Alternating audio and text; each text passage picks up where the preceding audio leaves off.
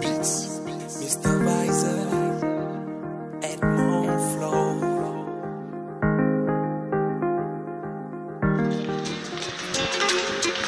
Regarde, Ardo. J'ai trouvé une clinique qui a des soins spéciaux pour ton bras. T'es sorewul sax fii rek Chine. Hein? Ça a sauté au vu et au su de tous. Buzz TV, franchement, vous pouviez vous en passer. Erreur Bini, c'est tellement banal. Dès que j'ai vu, je me suis dit que forcément je vais faire une vidéo, je vais faire une revue sur cet épisode 24 de dérapage. Il y a de ces fois où vous dérapez, comme est intitulé votre série. Vous voyez dérapage aussi, ça ne vous donne pas, voilà, raison de déraper.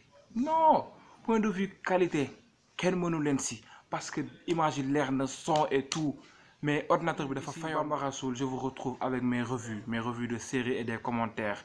Voilà, tey nak dañuy bolé séries et commentaires en même temps. Ce qui m'a facilité mon travail, c'est que les commentateurs l'ont déjà fait. Ils ont tout relégué comme erreur. Acteur boo xam ne casting bi dañu faussé ci seen casting et tout ça. Waroon nañu mën a jël ku gën a voilà ku gën a nekk à la portée quoi, ku gën a mën rôle bi. Ñu war ko mën a xoolaat dañuy daw xooli commentaires et tout de suite. Oui. Dark Woman vient de confirmer avec son commentaire mort de rire la scène où la mère de Bachir lui parle de la clinique en Chine mais que l'ordinateur est éteint. Dafa leer nañ mbir mi da nga koy xoolee gis ko, même le monteur mënoon na jël sax beneen plan biñ ko jëlee en arrière au moins bu boobaa voilà qu'on s'en rende pas compte, mais voilà ngeen joxe ko mu feeñ suñu kanam mooy loolu. Thank you Dark Woman. Le personnage de Bachir, on n'en parle pas. Si man dama siy wax parce que franchement directeur de casting bi xawma c'était qui, mais franchement là tu n'as pas réussi ton casting concernant le personnage de Bachir bien sûr. Bachir, il faut savoir rire quand il le faut, pleurer quand il le faut, les émotions où il faut qu'on les mette. Oui, Bachir yow tey jii nii say reetaan mënuñ ko sentir de sérieux. En plus déggul wolof gis nga personnage bi man j'aurais préféré ñu jox ko koo xam ne il manipule bien la langue wolof et la langue française bien sûr bu ci mënee yokk yeneen sax ñu xam, mais Bachir voilà quoi wolof bi kenn xamul lan lay joxe dafa tëju et tout ça ñu xoolaat ko. Déjà yow on t'annonce que tu attends un petit garçon, un mignon garçon, j'espère bien. Alors sa réaction lan la aussi minable, voilà tu te laisses planter comme ça, sans réaction. Non, bon, c'est que c'était pas comme ça. Quand on t'annonce que ni yaa ngi xaar benn trésor alors que mu nekk héritier bu góor xool yuuxul foofu noonu amen. Pourquoi pas? Série émotion la, film émotion la, malgré que fiction la, mais fiction buy refléter réalité la parce que loolu leen joué dafa am et que ñu war si jàngat, donc da ngay joxe wu à fond, donne-toi à fond. Jox ñu li nekk si sa biir parce que tey jii tu es humain te ku la fekk hors série da ngay def say mascarade yu toj, on peut dire bien sûr, parce que tey jii nii yéen ñi nekk ci série bi yëpp yor ngeen benn jeu d'acteur boo xam ne bu gën a pur la ngeen koy joxe hors série, loolu lañ bëgg ngeen indil ñu. Et voilà Cheikh le poète qui vient voilà de confirmer. Pour moi nag Bachir avec ses excuses, je ne sens pas l'émotion. Voilà, il a écrit je me sens pas, mais il a voulu dire je ne sens pas l'émotion. Il faut qu'il soit sentimental. Dafa manquer bien sûr, surtout en face d'Abi. Dafa nekk ci problème mu bëgg ñu baal ko. En plus il attend un enfant, ñu wax ko aussi que ni góor la. Da ngay joxe say émotion foofu toroxlul, baalul, jooyal s'il le faut. Bachir mis à part, on va attaquer sa mère parce que moi je n'arrive jusqu'à présent pas à comprendre comment est-ce que Abi soit ta belle-fille, que tu sois sa belle-mère et que tu ne t'es jamais rendu chez elle.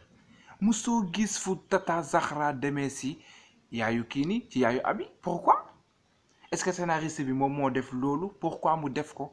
Xamaguñu ba léegi. Peut-être que c'est une chose qu'on va découvrir. Peut-être que une fois que ñoom ñaar ñu gisante dinañu xamante et que ñu indiwaat ay histoire ay anecdotes avant yoo xam ne mën na sax yàq diggante Abi ak Bachir, on sait jamais, mais quand même il faut ñuy gën a enrichir scénario yi et tout ça.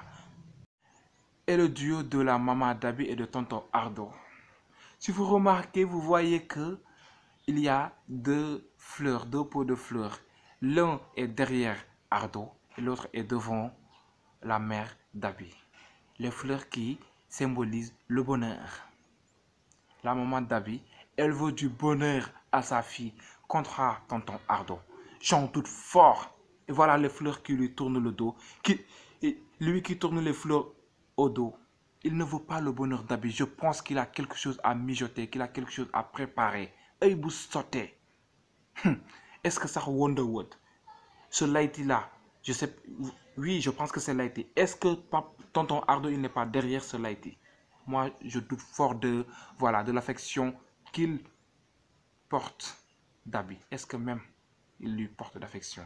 J'en doute fort. Là, Aidania qui dit que ne suivez pas les conseils de quelqu'un juste parce qu'il est vieux. Les criminels et idiots aussi vieillissent. Parfaitement. C'est pas parce que nit qui mag là, c'est pas parce qu'il est beaucoup plus âgé que toi que tu dois toujours l'écouter. Bien sûr, il peut être animé de mauvaise foi, donc pour moi, bien sûr, Man Ardo Wolu Mako, je ne lui porte pas de confiance. Non. Qu'en est-il du sens de la série?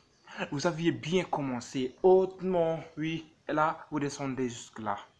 Douyon, d'engin di war di gën di percer, di gën di dem, di gën di indi ay suspense, mais là, je vois que série bi, ça ne tourne qu'autour d'Abby et de Bachir. Max Magamou, il faut que le scénariste trouve d'autres sous-thèmes, car tout tourne autour de Abby et Bachir. Ça n'évolue pas. Ça rend monotone le téléfilm. Parfaitement, tu as raison. Dañu sonn ci histoire Abby ak Bachir. Dañuy dem basi biir def ñuy soof. Gars yi di wàññeeku dootuñu am envie suivre série bi. Dañu bëgg ay suspense. Et Momo qui était apparu, disons que c'est le père de, voilà, de l'enfant de la sœur d'Abby, Mam Fatou. Mais oui, il faut ngeen ñu indil ay suspense ñu ciy xaar di ci yëg suñu bopp. Di yëngal sunu xol yi, boum, boum, boum, parfois ñu jooy et tout ça. C'est très important. Nous voilà arrivés à la fin de cette revue. Alors on se donne rendez-vous très bientôt pour une nouvelle revue sur d'autres séries, n'importe laquelle. Fépp la nuit Dougou. Alors xool lan moo fa am. Si vraiment jusque-là la vidéo vous a plu, n'hésitez pas à vous abonner, d'activer la cloche de notification pour ne pas rater mes prochaines productions et de pouce bleu pour aider à l'algorithme de YouTube de suggérer ma vidéo à d'autres personnes. Comme ça, le monde va s'élargir.